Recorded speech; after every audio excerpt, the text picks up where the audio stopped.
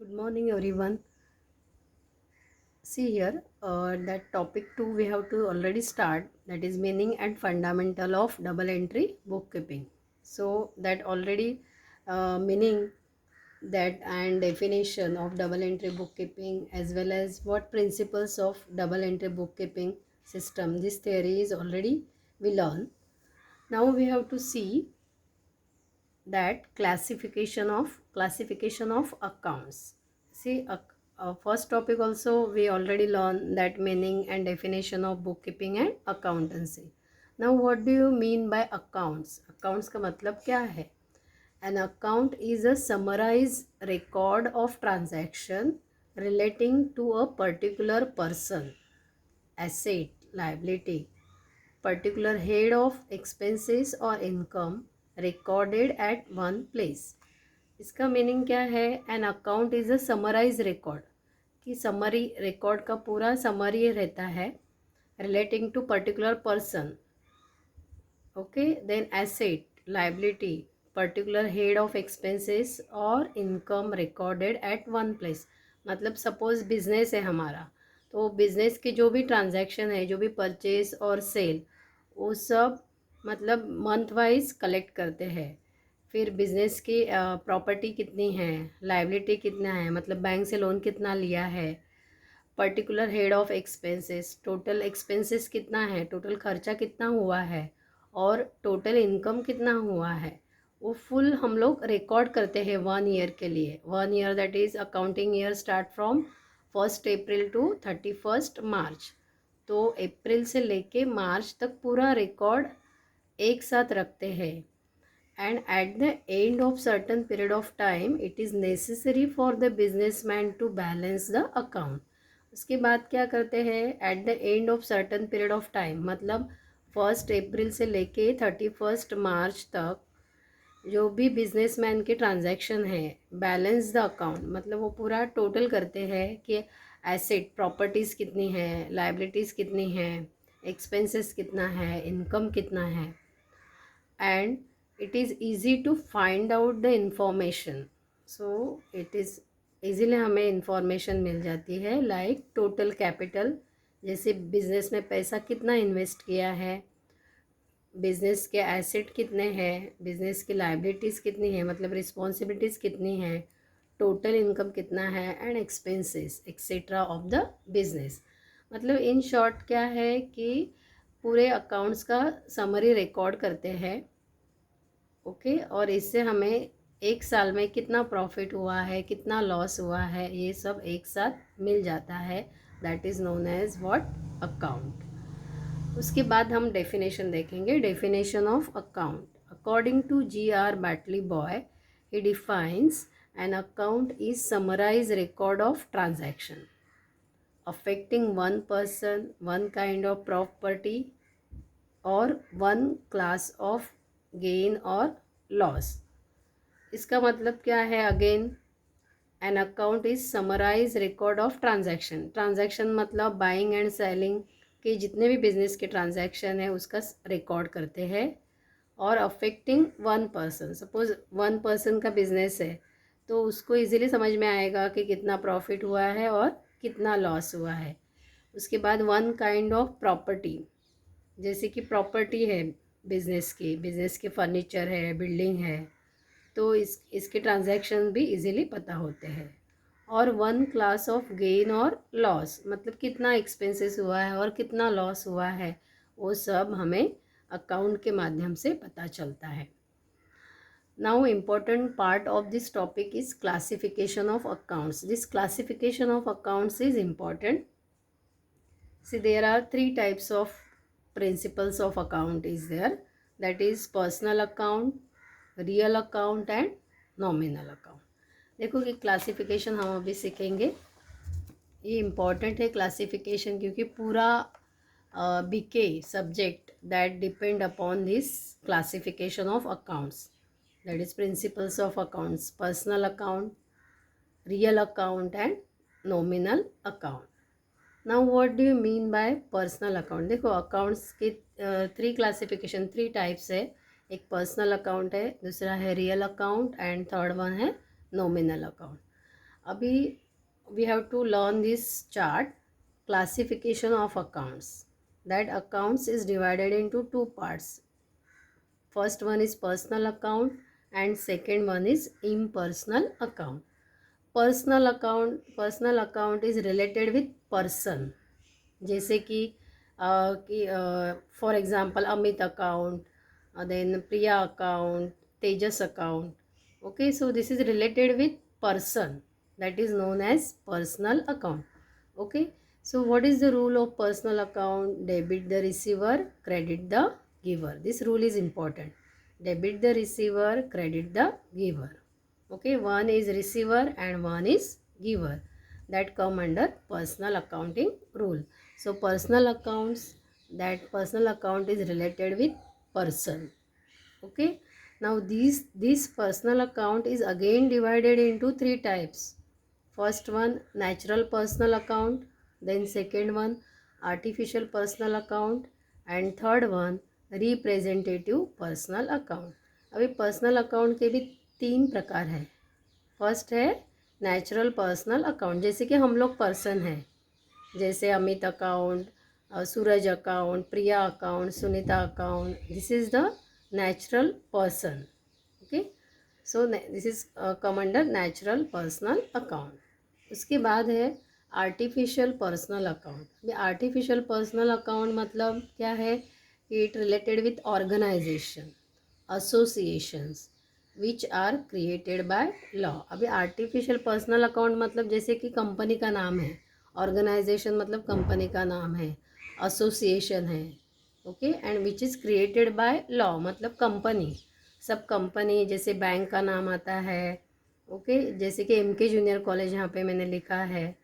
So this is what artificial personal account. It is related with association और organisation, मतलब company के नाम, जैसे कि example bank of India, MK junior college, state bank of India, Tata steel. Okay, जैसे कि जिंदल, यहाँ पे MIDC में बहुत सारी कंपनीज़ है. That companies are also come under artificial personal account. Okay, then next type of personal account, that is representative personal account. अभी representative personal account, it represent a certain person और group of person in business dealing. Okay, मतलब क्या है? मतलब represent करता है, एक व्यक्ति है, वन पर्सन और ग्रुप ऑफ पर्सन, जो ग्रुप है, those who are dealing in business, जैसे कि बिजनेस से डील करते हैं. और accounts related to outstanding prepaid items are called representative personal account. यहाँ पे मैंने एग्जांपल लिखा है आउटस्टैंडिंग एक्सपेंसेस अकाउंट. आउटस्टैंडिंग का मतलब है नॉट पेड, अनपेड एक्सपेंसेस. जैसे कि आउटस्टैंडिंग एक्सपेंसेस क्या रहता है? सैलरी रहता है कि सैलरी, कंपनी से सैलरी नहीं मिला है, सो आउटस्टैंडिंग, अनपेड. जैसे कि रेंट है, भाड़ा भरते हैं हम लोग, सो आउटस्टैंडिंग रेंट, रेंट भरना पड़ेगा. Okay, so it represent a certain person और group of person, that is known as representative personal account. इसमें क्या क्या आएगा? देखो, आउटस्टैंडिंग एक्सपेंसेस अकाउंट मतलब किसी को सैलरी देना है, किसी को रेंट देना है, आउटस्टैंडिंग एक्सपेंसेस अकाउंट. उसके बाद है prepaid expenses account. Prepaid expenses मतलब prepaid, that is already paid, किसी को ऑलरेडी पेड किया है, जैसे कि नेक्स्ट मंथ का सैलरी ये महीने में ही पेड किया है, सो उसको क्या बोलेंगे? Prepaid expenses account.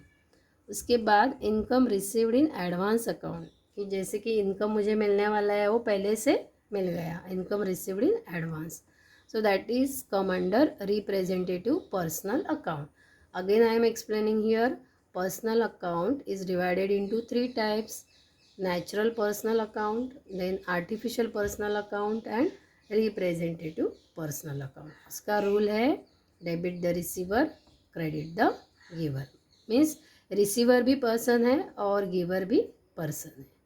पर्सन में भी नेचुरल पर्सन, आर्टिफिशियल पर्सनल और रिप्रेजेंटेटिव पर्सन.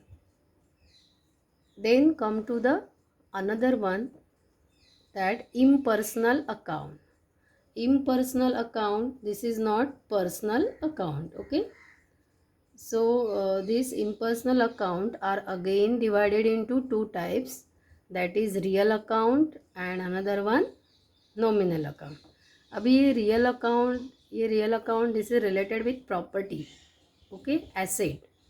उसका रूल है रियल अकाउंट का, principle of accounts, debit what comes in and credit what's goes out. Debit what comes in and credit what goes out. That is real account rule. And that real account again divided into two types, that is tangible real account and intangible real account. अभी tangible real account क्या है कि जो भी asset है वो हम touch कर सकते हैं. tangible real account means the assets and property which we can be seen. हम लोग देख सकते हैं, we can touch and we can field. For example जैसे कि मशीनरी है, देन गुड्स है, उसके बाद कार है, मोटर कार है, कंप्यूटर है, कैश है, मशीनरी है. ये हम लोग क्या है उसको टच भी कर सकते हैं और देख भी सकते हैं. उसको क्या बोलेंगे? Tangible real account. Tangible real account means asset and property which can be easily seen, touch और felt. That is known as tangible real account. और दूसरा पार्ट है रियल अकाउंट का ही इनटेंजिबल रियल अकाउंट. अभी इनटेंजिबल रियल अकाउंट का मतलब है दैट वी कैनॉट सीन और we cannot touch, okay, just opposite of tangible real account. जैसे कि है गुडविल, ये ऑलरेडी आप टर्म्स में सीखे हैं अकाउंटिंग टर्मिनोलॉजी में, goodwill. So goodwill is an intangible asset. it is related with terms, it is valued in terms of money. Goodwill status, reputation बोलेंगे तो.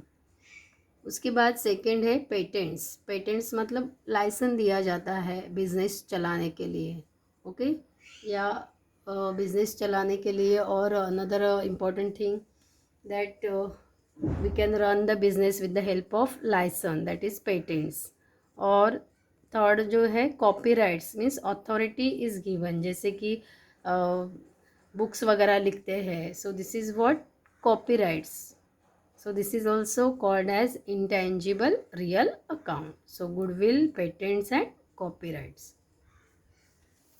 Then another one here, impersonal account again divided into another type, that is nominal account.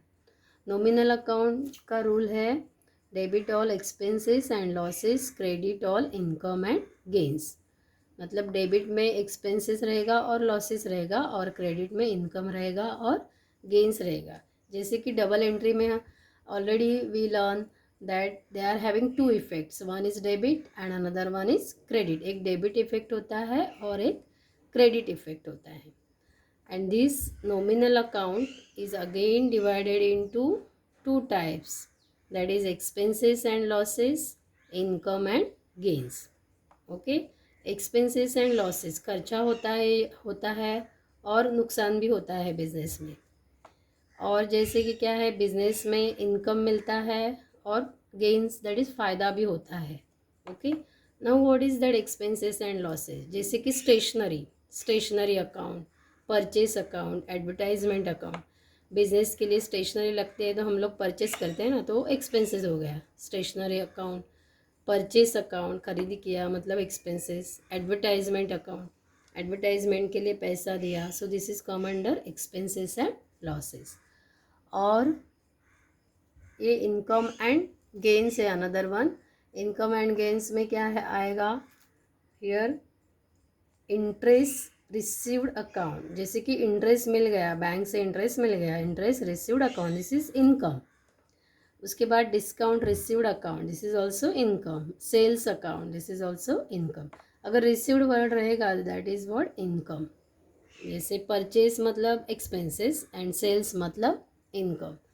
So all this classification is important, okay, that classification personal account, real account and nominal account. और जो principles of accounts बोलते हैं तो business personal account का principal है debit the receiver, credit the giver. Real account के principal है debit what comes in, credit what's goes out. And nominal account का प्रिंसिपल है debit all expenses and losses, credit all income and gains. So this chart you draw in your notebook. This is important. Okay, thank you.